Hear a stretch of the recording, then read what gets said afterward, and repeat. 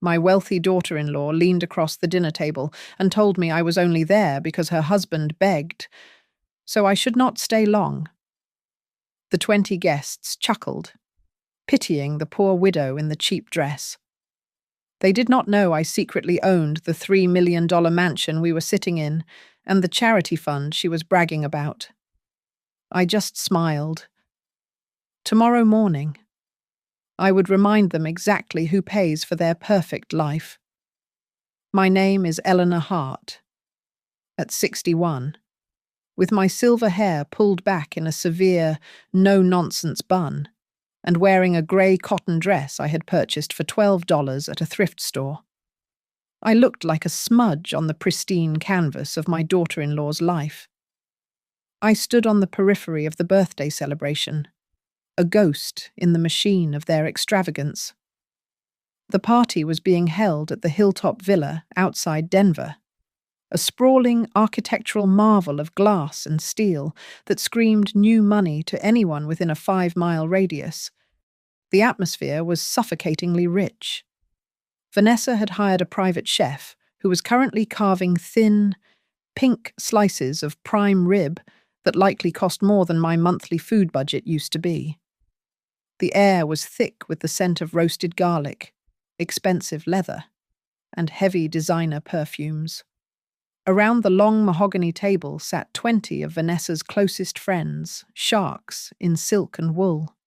They were lawyers, angel investors, and social media influencers who spoke loudly about capitalization rates, aggressive stock portfolios, and the soaring prices of high-end real estate. No one looked at me. To them, I was part of the furniture, or perhaps the help. As I quietly moved around the table, collecting empty wine glasses that had held vintages older than some of the guests, Vanessa held court at the head of the table, her skin glowing from a recent spa treatment. She laughed at a joke made by a man in a velvet blazer, a sound that was practiced and hollow. Then, her eyes landed on me as I reached for a discarded napkin near her elbow. She stopped laughing. She turned to me, pitching her voice loud enough to cut through the chatter of the entire room. "Mum, you are only here because Eric insisted," she said, her tone dripping with a sweetness that did not reach her eyes. "But remember, this is not a nursing home. Don't stay long." The conversation in the room died instantly. Then, a ripple of amusement went through the crowd. It was not a boisterous laugh, but a polite, cruel tittering that was far worse. I felt their eyes slide over me, heavy with pity and contempt. I looked at Eric, my son, the boy I had raised in the cab of a semi-truck. He turned a shade of crimson that matched the floral centerpiece. He should have flipped the table. He should have defended me. Instead, he cleared his throat and looked down at his plate, refusing to meet my gaze. "So, about the market forecast for the next quarter," Eric stammered, his voice weak as he desperately tried to change the subject. I felt the humiliation settle in my throat like a stone. The sharp sound of a silver spoon clinking against a crystal glass echoed in my ears. The golden light from the chandeliers seemed to distort, reflecting off the polished table surface until it stung my eyes. The smell of the rich meat mixed with the cloying perfumes made me feel nauseous. It was a physical blow, a tightening of the chest that made it hard to breathe. I turned away to place the dirty glasses on a tray, but I could not shut out the murmurs. It is so sad when they have nothing saved at that age. A woman in a backless sequined dress whispered to her neighbor, not bothering to lower her voice enough. "Vanessa is a saint for taking her in," the man replied, shaking his head. "I do not know if I could handle that kind of baggage." I did not throw the tray. I did not scream that I could buy and sell everyone in this room 3 times over without checking my bank balance. I simply adjusted my glasses and forced the corners of my mouth upward into a polite, submissive smile. I played the part they had assigned me, the poor widow living on a fixed pension, the relict of a bygone, uneducated era. I let Vanessa shine as the self-made attorney, the guardian of the family assets, the benevolent queen tolerating a peasant. Inside, however, something cold and hard snapped into place. It was the moment the last thread of maternal excuse dissolved. Eric had made his choice. He chose the convenient silence of a coward over the dignity of his mother. And Vanessa. She believed her own fiction. She truly believed I was nothing more than a dust bunny she was trying to sweep out the door. The dinner concluded with Vanessa standing up to give a toast. She raised her glass, the diamond on her finger catching the light like a star. To financial freedom, she declared, beaming at her adoring audience, and to the Cole Family Charity Fund. I want to thank the mysterious investors who believed in my vision and trusted me to steer this ship. I stood in the shadows near the kitchen door, clutching a dirty napkin. I smiled again, a genuine, terrifyingly calm smile. She was talking about me. She just did not know it yet. Vanessa ushered me into the small den on the ground floor, a room that felt more like a storage closet for unwanted furniture than a guest suite. The air smelled of stale dust and lemon polish. She pointed a manicured finger at the lumpy sofa that took up most of the floor space. "Make sure you fold the bed back up in the morning," she said, her voice sharp and devoid of the warmth she displayed upstairs. "We often have actual guests who might need to use this space for coats. Keep it tidy." She did not wait for a response before closing the door. The lock clicked, a sound that felt final. Above my head, the ceiling thrummed with the heavy bass of music and the shrill laughter of people drunk on expensive wine. They were celebrating her success, her house, her life. I sat on the edge of the sofa and pulled my battered suitcase toward me. It was scuffed from years of travel, a stark contrast to the pristine Italian leather luggage Vanessa displayed in the hallway. I unzipped the lining of the suitcase. My fingers found the hidden catch, and the false bottom popped open. Inside, resting against the cheap plastic frame, was a leather portfolio that had seen better days. The leather was soft, worn smooth by decades of handling. I laid it on the small coffee table and began to spread out the documents. The papers were yellowing slightly at the edges, but the ink was as black and binding as the day it dried. I picked up the deed to the property we were currently sitting in. I picked up the mortgage agreement. I picked up the articles of incorporation for a private investment firm called Aurora Meridian Holdings. On every single page, one name stood out in bold, typed letters: Eleanor M. Hart. I was the majority shareholder. I was the primary patron. I was the entity that owned the massive debt currently hanging over Vanessa's head. My hand drifted to the charter for the Cole Hart Community Trust. This was the charity Vanessa used to polish her reputation, the one she claimed to have built from the ground up with her sheer grit. I remembered the afternoon I drafted this. I had sat in a small diner, drinking black coffee, crossing out my own name and pushing hers to the front. I had agreed to let the name Cole lead the title to avoid the prying eyes of the financial world. I wanted anonymity. She wanted glory. It seemed like a fair trade at the time. A memory flashed through my mind, sharp and vivid. I was sitting in a sterile boardroom 5 years ago, signing the transfer of my transport company shares into the holding company. Eric had been there, signing the witness lines. He had looked at me with eyes full of misguided pity.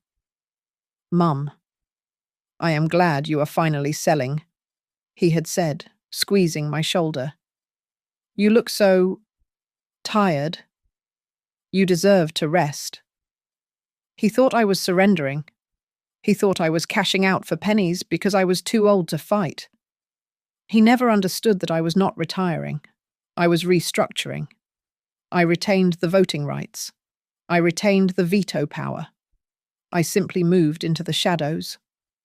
Then, the voice of Howard Crane, my attorney for 30 years, echoed in the quiet room. I could see him clearly, tapping a thick file on his mahogany desk. "Eleanor," he had said, his voice gravelly and serious, "you have built a fortress. You can live inside it quietly forever. Or, one day, you can use this entire structure as a hammer of justice." The laughter from upstairs grew louder, a jarring counterpoint to the silence of the den. Vanessa's insult at the dinner table replayed in my mind. Not a nursing home. Then, the image of Eric staring at his plate, refusing to meet my eyes, superimposed itself over the documents. My chest tightened, but this time, it was not from shame. It was clarity. My silence had not been a kindness. It had been an incubator. It had allowed Vanessa's arrogance to grow unchecked and Eric's spine to dissolve into nothing. I had let them believe I was weak, and in doing so, I had allowed them to become cruel. I ran my hand over the mortgage contract. This would not be an emotional outburst. I would not scream or cry or demand an apology they did not mean. This would be a cold, clinical rearrangement of assets. I was going to pull the bricks out of their castle, one by one, until the sky fell in. I reached for my phone. The screen was cracked, but it worked perfectly fine. I opened my message thread with Howard. I typed a single, precise sentence. "It is time to review all agreements regarding the Coles and Eric. See you tomorrow morning." I pressed send and listened to the swoosh of the message flying out into the night. Then, I turned off the lamp and sat in the dark, smiling. The silence of the den allowed my mind to drift back to a time before silk sheets and insults, back when the only thing I owned was a pair of aching feet. I was 22 years old, working the graveyard shift at a greasy spoon diner along a desolate stretch of highway in Ohio. My hands were always slick with burger grease. My hair smelled like onions, and I spent every night counting nickels and dimes, dreaming of a life where I did not have to smile at rude strangers for a living. That was where I met Caleb Hart. He was a long-haul trucker with calloused hands and a heart that was too soft for the brutal industry he worked in. We got married in a courthouse wearing our Sunday best, which were just the cleanest clothes we had. We did not have a house. We lived in his cab and a rusty trailer park. We drove across 40 states, sleeping in rest stops and showering in truck plazas. One night, a blizzard trapped us on the interstate in Wyoming. We were stuck for 14 hours, the engine idling to keep us from freezing. I looked at the manifest Caleb had tossed on the dashboard. I did the math in my head. "Caleb," I said, looking at the numbers, "we are hauling electronics worth $500,000. The broker is making $3,000 on this load. You are making, what, 400? I am just the driver." "L," he said, rubbing his tired eyes. "I do not understand the contracts. I just drive." That was the moment the lightning struck. I realized the entire supply chain of America rested on the backs of men like my husband. But the profit stayed in the pockets of men in suits who had never changed a tire in their lives. I started going to libraries in every town we stopped in. I taught myself accounting. I memorized contract law. I tracked fuel prices and toll fees. I became the brain to Caleb's muscle. I stopped letting brokers shortchange us. I negotiated directly with the warehouses. Then, the world ended. Caleb died in a pile-up on an icy bridge 3 months before Eric was born. The life insurance check was for $100,000. Everyone, including my own mother, told me to buy a small house and find a safe job. I looked at my swelling belly, and then I looked at the road. No, I whispered to the empty air. I am not buying a cage. I used every cent to buy 2 second-hand semi-trucks. I incorporated Heartline freight services the week after Eric was born. Those first 5 years were a blur of diesel fumes and baby formula. I did not hire drivers immediately. I drove one truck and hired a desperate old man to drive the other. Eric grew up in the passenger seat. I changed his diapers on the flatbeds of 18-wheelers. I negotiated contracts with supermarket chains on a bulky satellite phone while heating up milk bottles on the dashboard defroster. Listen to me. I would tell the logistics managers, my voice hard as steel. You can pay my rate, or you can find someone else who will get your produce there before it rots. But I promise you, nobody drives faster than a mother who needs to feed her son. Heartline grew. 2 trucks became 10. 10 became 30. We secured exclusive contracts with major factories. I moved us off the road and into a small office, then a bigger one. But I never forgot the grease. I wore simple jeans and flannel shirts. I drove a 10-year-old sedan. I sent Eric to public school. Why can we not have the new PlayStation Eric asked me once when he was 12? Because we do not spend money to impress people we do not like. I told him, looking him dead in the eye. Debt is the enemy.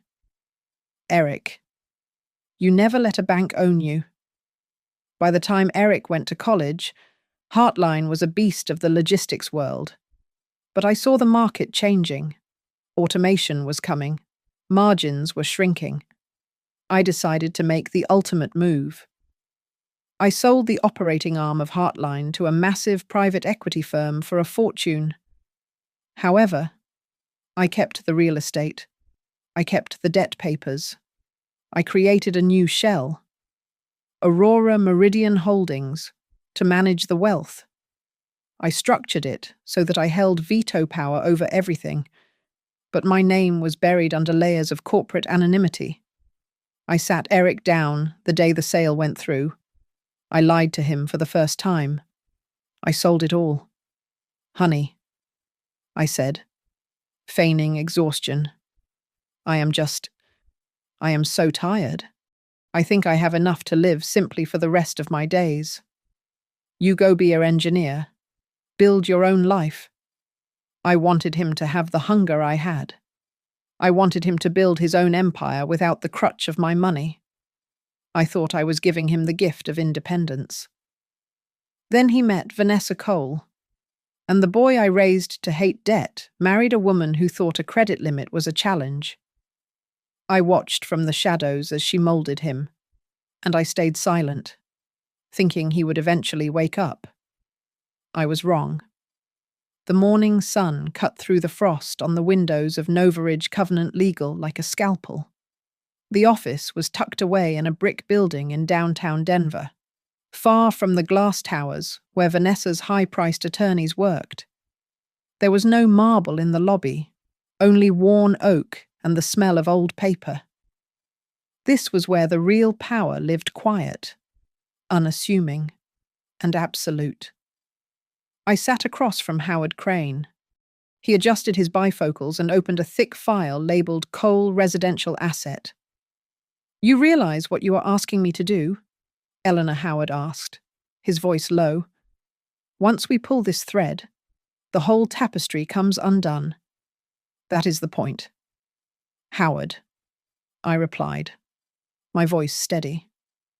Open the mortgage deed. He flipped the pages. The villa on the hill, the one Vanessa claimed was the fruit of her tireless litigation work, was actually purchased with a preferential loan from Aurora Meridian Holdings. I pointed to Clause 14b. Read it. I commanded.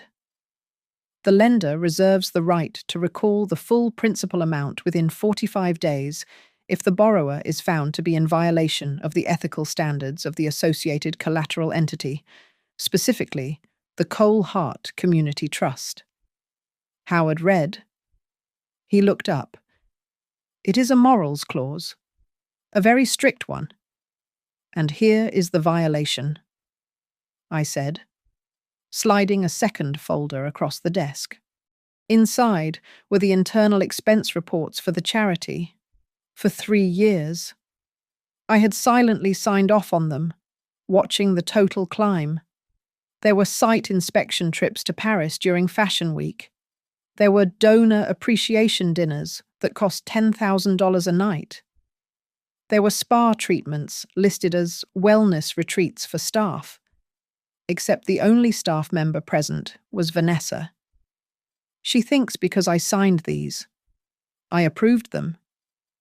I said cold. She does not know that, as the majority shareholder of the oversight company, I can order a retroactive audit going back 24 months.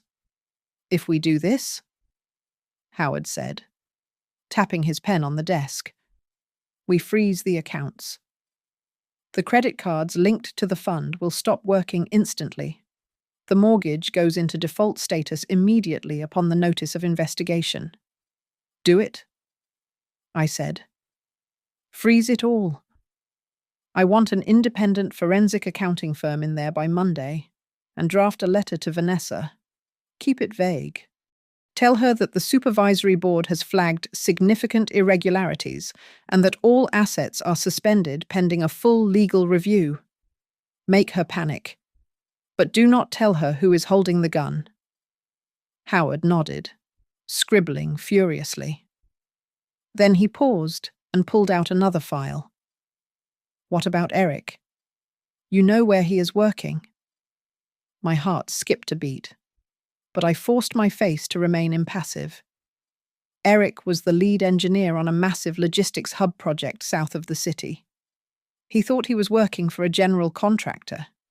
He is working for the transit hub project, Howard reminded me, which is funded entirely by Aurora Meridian. My son was building my building, paid with my money, while letting his wife treat me like a beggar. We are not firing him, I said, thinking fast. I want to separate him from the wreckage. Transfer the ownership of that specific project to the new subsidiary we discussed last month, the Silverspan Transit Cooperative. Silverspan, Howard asked, frowning. That is the co-op model. Profit sharing for employees. Lower executive salaries. Exactly, I said. Move the project there. The new company will need a technical director who is focused on the work, not the paycheck. It will be a lifeboat. Howard. If Eric wants to survive the flood I am about to unleash, he will have to swim to it. Howard looked at me with a mixture of fear and respect. He drafted the documents. Within an hour, the notifications were queued to be sent. Vanessa's credit lines would snap shut at noon. The letter regarding the house would arrive via courier by dinner. I stood up and buttoned my cheap coat. I walked out of the office and onto the busy Denver street. The air was biting cold, stinging my cheeks. I took a deep breath. For years, Vanessa and Eric had walked through the world feeling invincible, protected by a shield of money they thought they had earned. They did not know that shield was actually an umbrella I had been holding over their heads. I am not going to hurt their feelings, I whispered to the grey sky. I am going to take away the only thing they respect. I am going to take away their safety. I hailed a taxi, not to go back to the villa, but to my new, empty apartment. The war had officially begun. The first crack in their perfect world appeared at 12:30 on a Tuesday afternoon. I was not there to see it, but I knew exactly how it played out, like a director watching a scene she had scripted days in advance. Vanessa was seated at Le Jardin, a French bistro where a salad cost $30, entertaining two junior partners she was trying to poach for her firm. When the bill arrived, she casually tossed the platinum card linked to the Cole Heart Community Trust onto the tray. It was a reflex for her by now. She had spent years treating the charity's account like her personal piggy bank. 10 minutes later, the waiter returned, clutching the card with 2 fingers as if it were contaminated. "I am sorry, Mrs. Cole," the waiter said, his voice low but audible enough for the table to hear. The card was declined. The system gave a specific error code, "Frozen pending audit." "That is ridiculous," Vanessa snapped, her face flushing pink. "There must be a mistake. Run it again." "I cannot." "Ma'am," he replied. "The bank has locked the merchant ID. Do you have another form of payment?" She had to use her personal debit card, and for the first time in years, she likely felt the sting of spending her own money. But the humiliation at lunch was nothing compared to what was waiting for her at the office. An hour later, a notification pinged on her desktop. It was an email from the Cole Heart Oversight Committee, a terrifyingly official-sounding name for what was essentially Howard and me. The subject line read, "Immediate compliance required." The body of the email was brutal in its brevity. It stated that due to irregularities flagged by the automated system, the committee was launching a forensic review of all expenditures over the last 24 months. It demanded original invoices, flight boarding passes, and meeting minutes for every single expense she had claimed was fund-related. I imagined her sitting in her glass-walled office, her hands shaking as she reached for the phone. She dialed the number for the anonymous angel investor she had bragged about for years, the mysterious benefactor Eric had told her about. She got the Aurora Meridian switchboard. "I need to speak to the principal investor immediately," she would have demanded, her voice shrill. "This is Vanessa Cole. There has been a mistake with the accounts. I am afraid the principal is unavailable." The operator replied, reading the script I had approved that morning. "We will forward your request. Please submit your documents to the legal team." While she was panicking in the city, I was moving in silence at the villa. I packed the last of my things into my sedan. I did not take anything that Eric had bought. I only took what was mine. I left the guest room stripped bare, the bed folded back into the uncomfortable sofa just as she had ordered. On the marble kitchen island, right next to the bowl of imported lemons, I left a handwritten note for Eric. "I do not want to be a burden. When you truly need a mother, come find me." I was gone before Eric came home from work. When he walked through the door that evening, the house was quiet, but the storm was raging in the master bedroom. He found Vanessa sitting on the floor surrounded by receipts, a shredder humming in the corner. She was trying to sanitize history. "What are you doing?" Eric asked, staring at the chaos. He picked up a crumpled piece of paper she had missed. It was a receipt for a luxury resort in Cabo San Lucas from last winter. "I am organizing," Vanessa yelled, snatching it back. "The Oversight Committee is auditing us. They are trying to say these trips were personal, Vanessa," Eric said, his voice dropping. "We went to Cabo for your birthday. You told me you paid for it with your bonus. You charged this to the charity." "It was a networking retreat," She screamed, her eyes wild. I met 2 potential donors at the pool bar. That counts. You do not understand how high-level finance works. Eric, you are just a builder. Downstairs. He saw my note. He saw the empty room. For a moment, he might have felt a pang of guilt, but Vanessa's crisis swallowed him whole. Vanessa, upon seeing I was gone, only sneered. Good, she muttered, pacing the room. At least we do not have to feed her while we deal with this mess. One less expense. She thought she had won a small victory. She did not realize that my presence had been the only thing making her look human. Without the poor mother-in-law to care for, she was just a rich lawyer under investigation. By the end of the week, the whispers began. The legal community in Denver is small. People talk. They whispered that the Coalheart accounts were frozen. They whispered that Vanessa had been seen arguing with a waiter about a declined card. Then came the final blow of the opening round.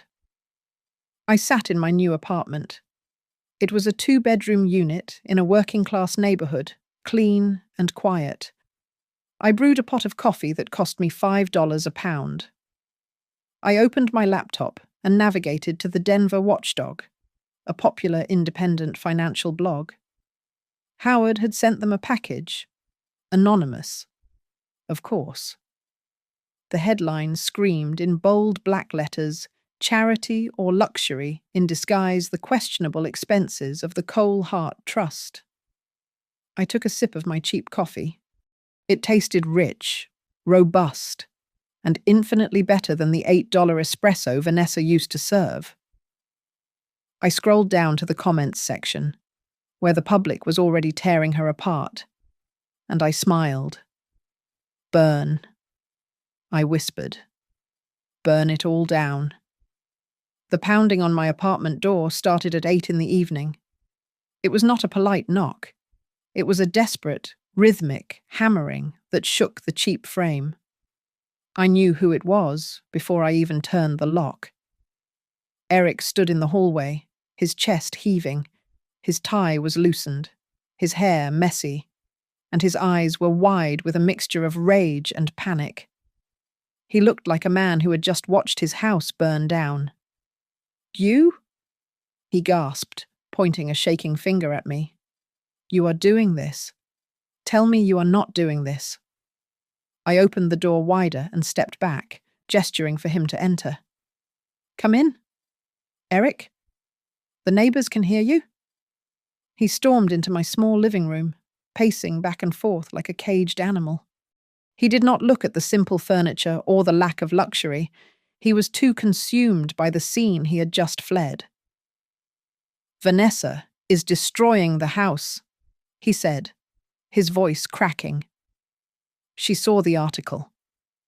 She threw the magazine across the room and screamed that you were behind it. She said you are jealous of her success.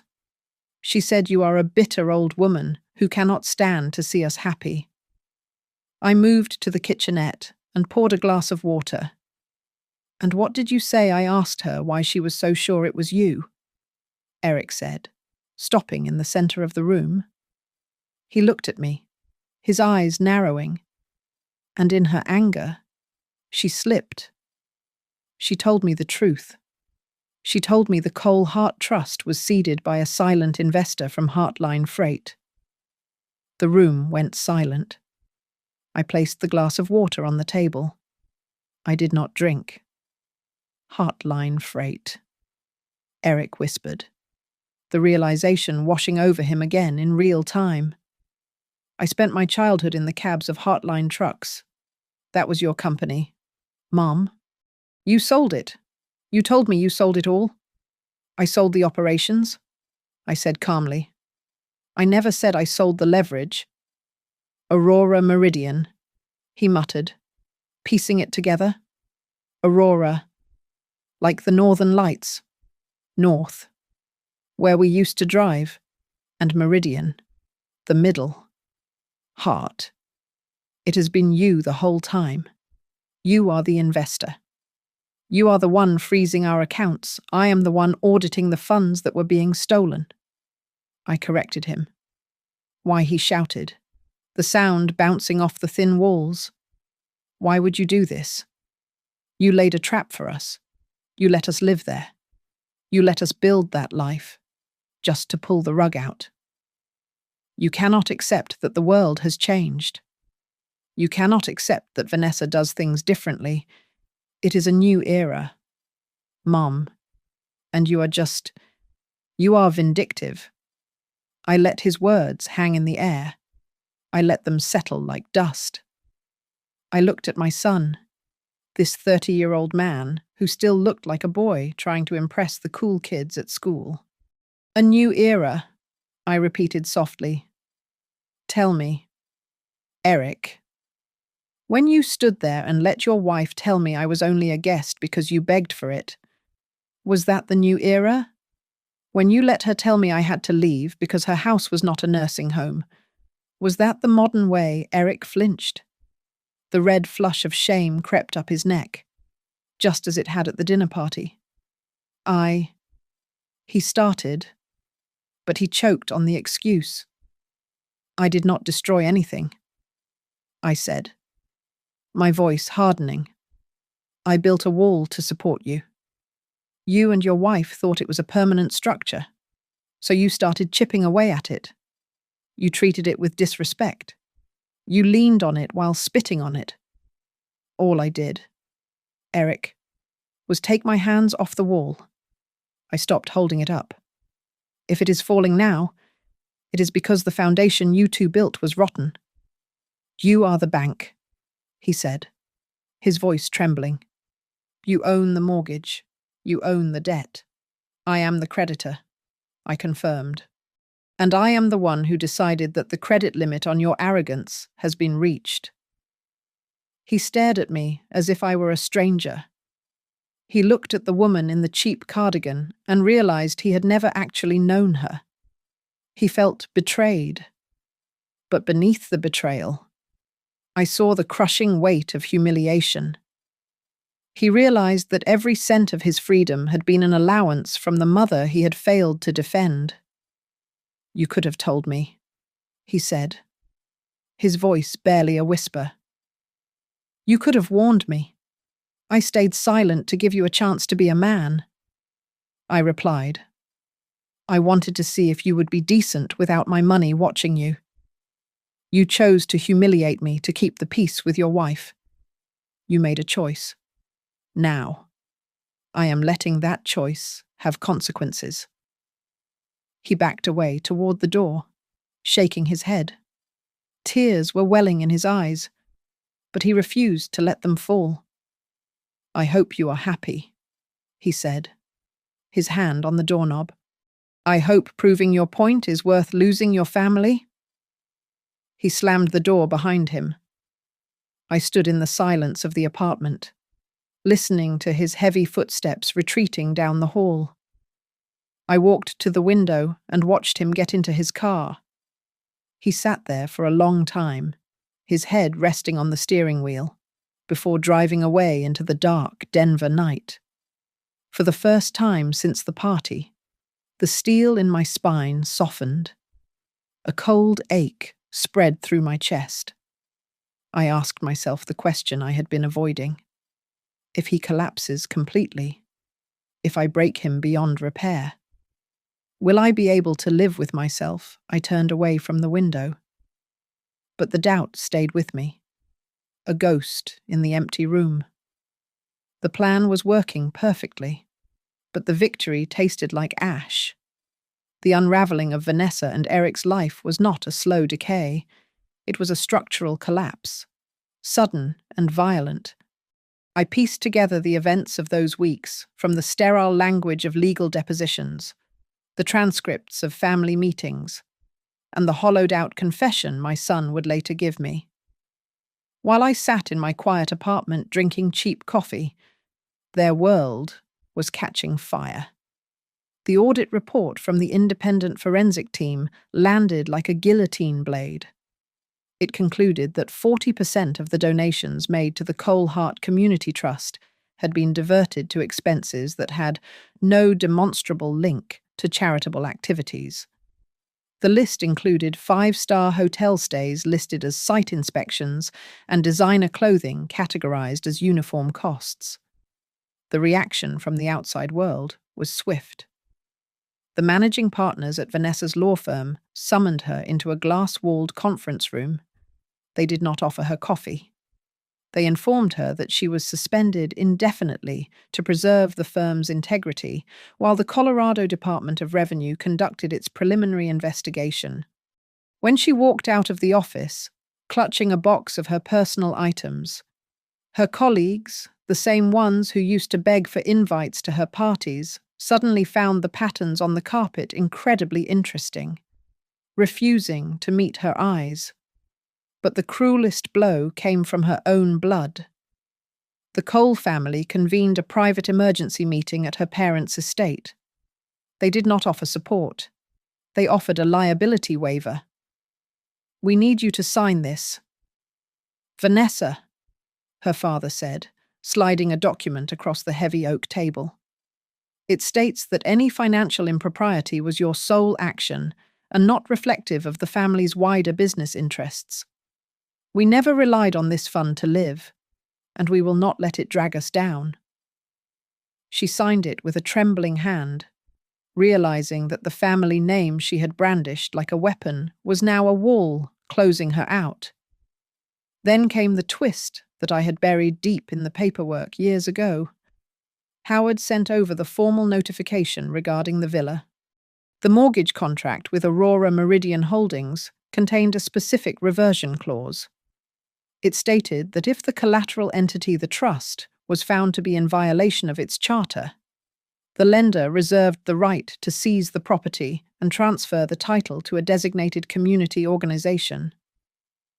Vanessa read the clause in her living room, her face draining of color.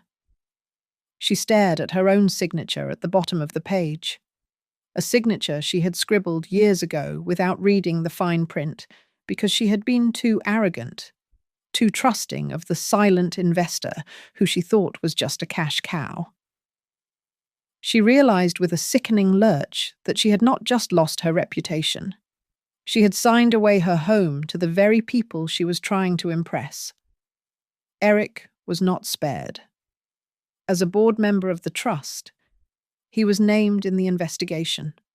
He sat in a cramped office, hiring a defense attorney, writing a check for $10,000 money that was supposed to pay for a kitchen renovation. He watched his savings evaporate in seconds, paying for a mess he had not created but had been too weak to stop. The final fracture happened in the office of their joint legal counsel. The pressure was mounting, and Vanessa, cornered and terrified of a potential fraud charge, lashed out. "It was Eric," she said, her voice shrill as she pointed at her husband. "He was the one who pushed for those expenses. He said we needed to impress the investors. He said the lifestyle was part of the brand. I just did what he wanted." Eric sat frozen in his chair. He looked at the woman he had worshipped for years, the woman he had silenced his own mother for, and saw a stranger. He felt the knife slide into his back, not with hatred, but with a cold, desperate pragmatism. "You are blaming me?" Eric asked, his voice barely audible. "I defended you. I alienated my mother for you." "Oh, grow up," Vanessa snapped, her eyes hard. "I did not marry a mid-level engineer. I married the potential you promised me. I married the image of a life you said you could provide. If you cannot handle the reality of what it takes to maintain it, that is your problem." The silence that followed was louder than any scream. Eric realized he had never been a partner. He had been a prop, a polite, handsome accessory to her ambition. 2 days later, Aurora Meridian issued the formal 60-day notice of foreclosure. The debt was called in. The house was effectively gone. When Eric came home that night, the walk-in closet was empty. The designer luggage was gone. On the kitchen counter, where I had once left my own note, lay a piece of heavy, expensive stationery with Vanessa's handwriting. I am not staying here to live like a pauper in the middle of a scandal. Do not call me until you fix this. She had fled to her parents' house, leaving Eric alone in the echoing, empty villa that was no longer his, surrounded by the ruins of a life that had never really belonged to him. I watched my son's life shrink through the detached, clinical lens of weekly reports sent to me by Aurora Meridian. Eric had moved into a studio apartment near the industrial district, a place where the air smelled of diesel and the rumble of freight trains shook the floorboards every hour. It was a far cry from the hilltop villa, but it was honest. For the first time in his adult life, Eric was learning the rhythm of survival. He was washing his own shirts in a coin-operated laundry machine down the hall. He was cooking pasta on a hot plate because he could not afford takeout. He was staring at a stack of final notices, realizing that the successful life he thought he had earned was nothing more than a credit line I had finally cut. According to the dossier, he had resigned from his previous firm.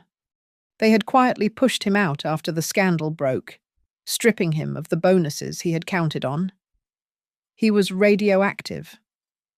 The position at Silverspan Transit Cooperative is open, Howard said one afternoon, sitting in my living room. They need a technical director. The salary is 40% less than what he was making, but it is real work. Building logistics hubs for rural supply chains. It is exactly the kind of work Heartline used to do. I stared at the coffee in my mug. Silverspan was a subsidiary I had set up to operate on a cooperative model, profit sharing for workers, low overhead, high impact. It was the antithesis of the vanity projects Vanessa had chased. If I give him this job, I said slowly, am I saving him too soon? Am I interrupting the fall before he hits the ground? He has hit the ground. Eleanor, Howard replied gently. The question is whether you want to leave him there to rot, or give him a ladder that he has to climb himself. I wrestled with the decision for 2 nights. I wanted to punish the arrogance, but I did not want to destroy the man. Finally, I typed a short email to Andrew, the director of Silverspan. I did not ask for a favor. I did not mention that Eric was my son. If an engineer named Eric Hart applies, evaluate his competence, not his family history. If he can do the work, give him a fair hearing. Nothing more. Eric found the listing on a job board at 3 a.m. I liked to think he was drawn to the description infrastructure for community service, but perhaps he was just desperate. He applied, accepting a salary that barely covered his new rent and his mounting legal fees. The report from Andrew regarding the interview came a week later. It was the first time I felt a flicker of hope. I asked him about the Cole Hart scandal. Andrew had written, I expected him to blame his wife or the accountants. Instead, he looked me in the eye and said, I allowed my name to be used for things I did not verify. I was passive when I should have been vigilant. I am looking for a place where the work is tangible, so I can earn back my own respect. He did not blame me. He did not blame Vanessa. He took the weight. He starts on Monday. Howard told me. Good, I said, though my voice was tight. But we are not done. I walked over to the window. The city lights were flickering on, a vast grid of electricity and ambition. Draw up the final transfer papers for the villa, I commanded, and the rest of the Cole Hart assets. Everything Vanessa thought was hers.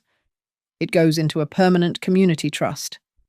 I want that house turned into a transition center for families who lost their homes to foreclosure. Howard paused, his pen hovering over his notepad. And Eric, do you want to leave him out of the will entirely? He is working for a co-op now. He will never be rich. I turned back to him.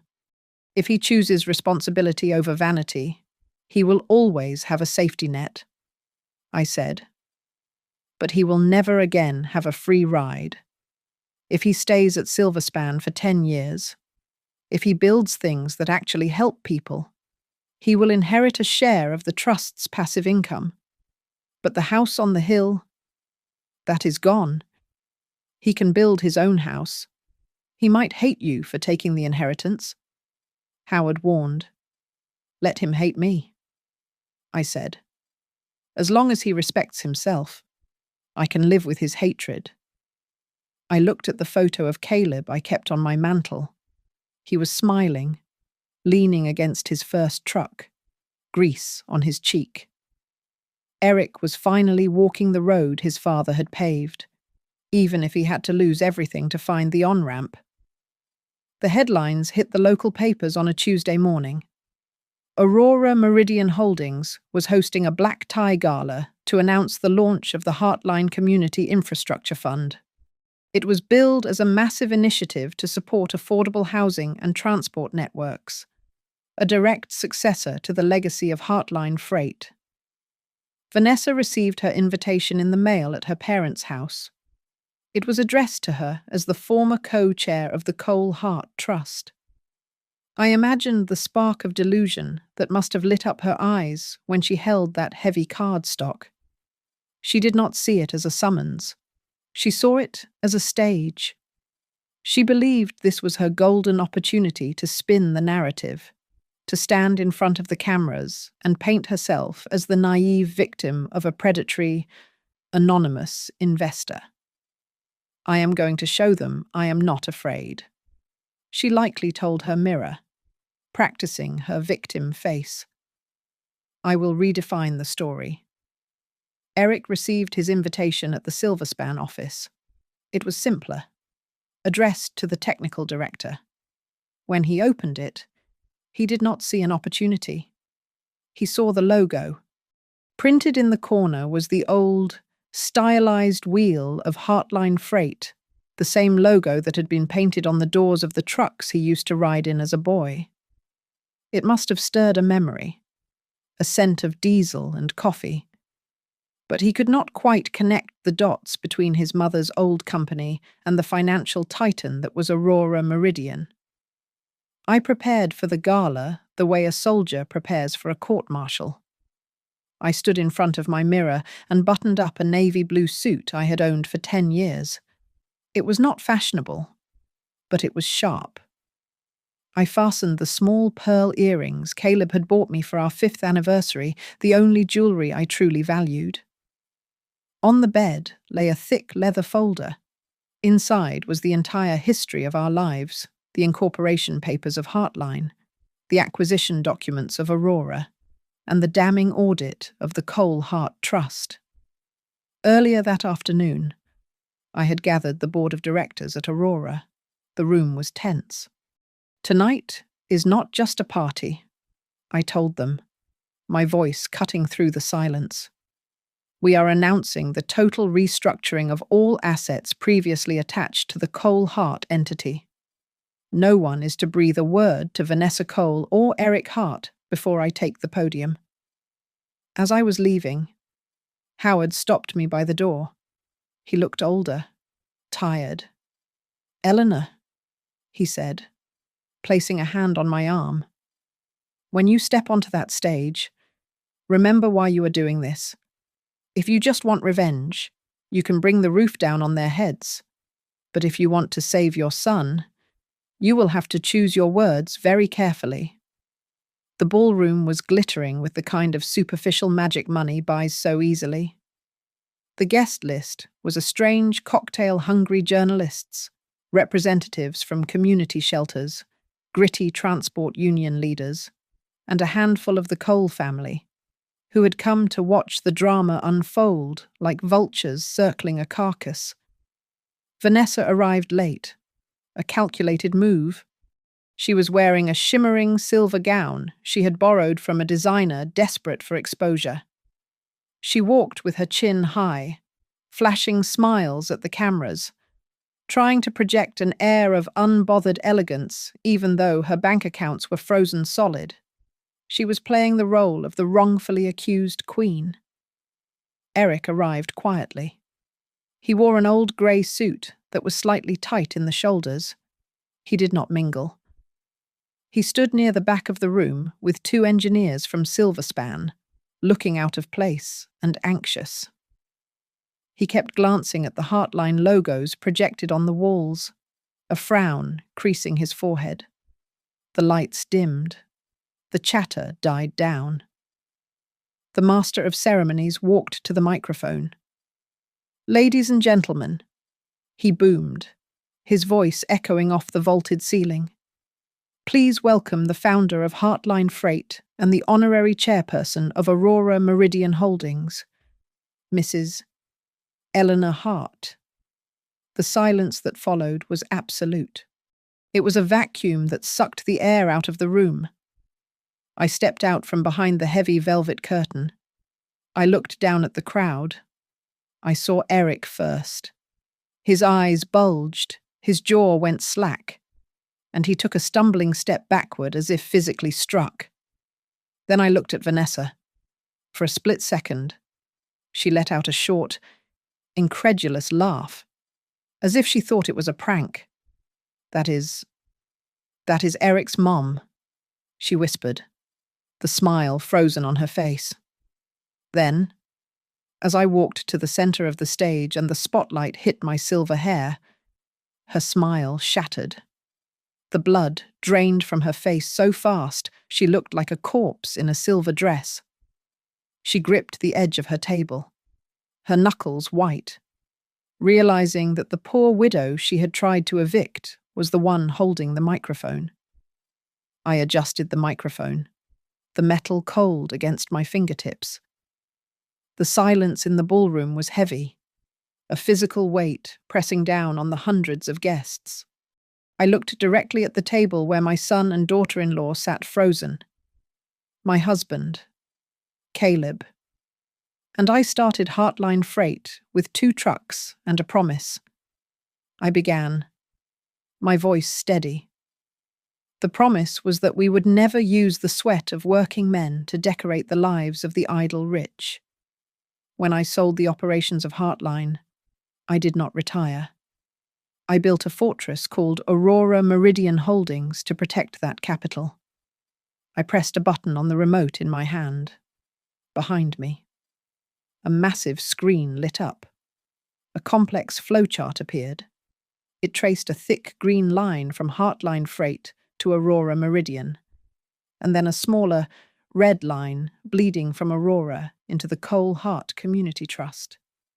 From the trust, arrows pointed to the villa on the hill, the luxury cars, and the exorbitant lifestyle Vanessa and Eric had enjoyed. "Every arrow you see represents $1 that was meant for charity," I said, looking at Vanessa, "and every signature authorizing those transfers was yours, Vanessa. You signed contracts you never read because you were too busy looking in the mirror." I paused, turning my gaze to Eric. He was pale, his mouth slightly open. "I take my share of the blame."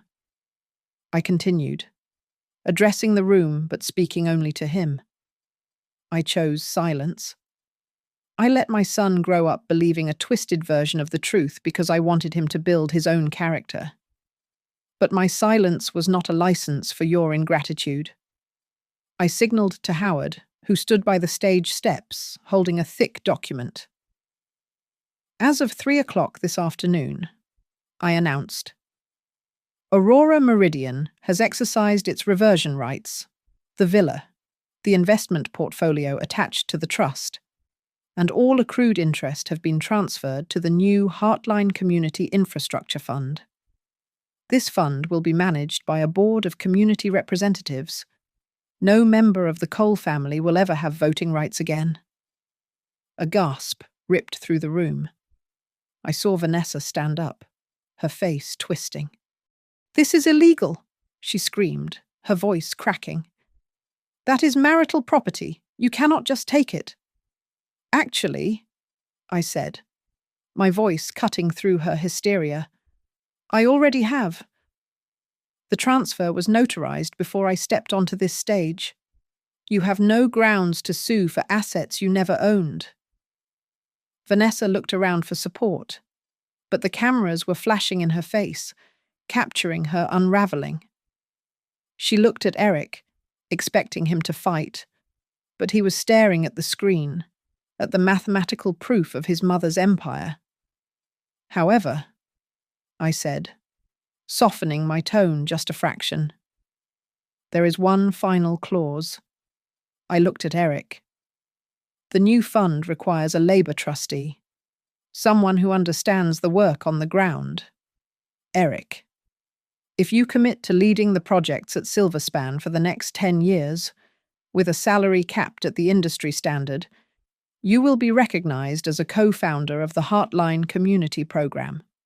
You will earn a small percentage of passive income after that decade is up."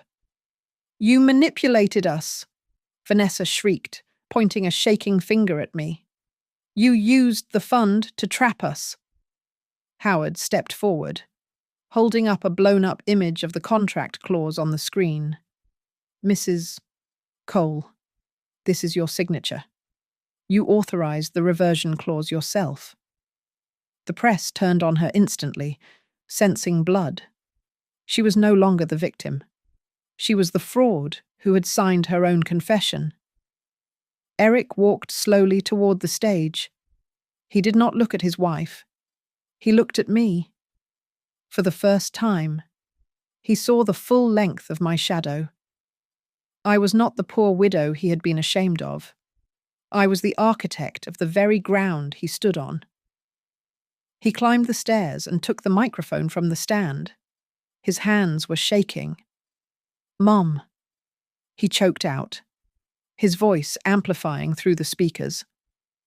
I am so sorry. I stood by while you were insulted in my own home. I was a coward." The room went deadly silent. This was the moment.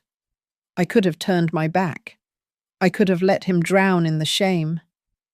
But I looked at his eyes, and I saw the boy who used to help me change tires in the snow. "Today, I punish your ingratitude by taking away the things you never truly earned," I said, my voice low and intimate, just for him. "And I reward your maturity with the opportunity to work. If you want this, sign the agreement.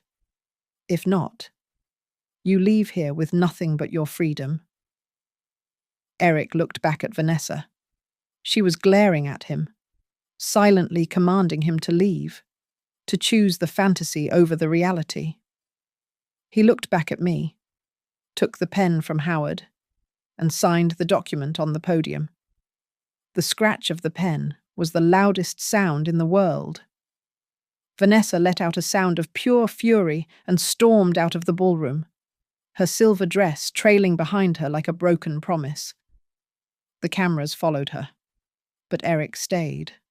I stepped down from the podium and stood toe-to-toe with my son. I smiled, and this time, it was not the polite smile of a guest who had overstayed her welcome. It was the smile of a mother who had burned down the house to save the child. "Get to work," I whispered. "Thank you so much for listening to my story. I would love to know where you guys are tuning in from. So please drop your location in the comments below. It is always amazing to see how far these stories travel." If you enjoyed this ride, please make sure to subscribe to the Grandma's Family Diary channel, smash that like button, and hit the hype button to help this video reach more people.